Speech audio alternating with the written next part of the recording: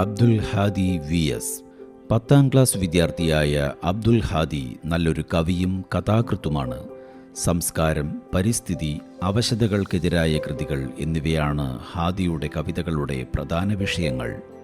ഇതിനോടകം 12 കഥകൾ ഹാദി എഴുതിയിട്ടുണ്ട്. ഹാദിയുടെ കഥയ്ക്ക് ജില്ലാതലത്തിൽ നിന്നുള്ള അവാർഡ് ലഭിച്ചിട്ടുണ്ട്. 2022 വനിതാ ശിശു വകുപ്പിൻ്റെ സംസ്ഥാനതല ഉജ്ജ്വൽ ബാല്യ പുരസ്കാരം അവാർഡ് നേടി.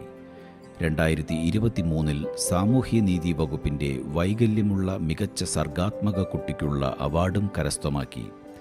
നല്ല മോട്ടിവേറ്റർ കൂടിയായ അബ്ദുൽ ഹാദി സുഹൃത്തുക്കൾക്ക് മോട്ടിവേഷൻ ക്ലാസുകൾ എടുക്കുകയും ചെയ്യാറുണ്ട്.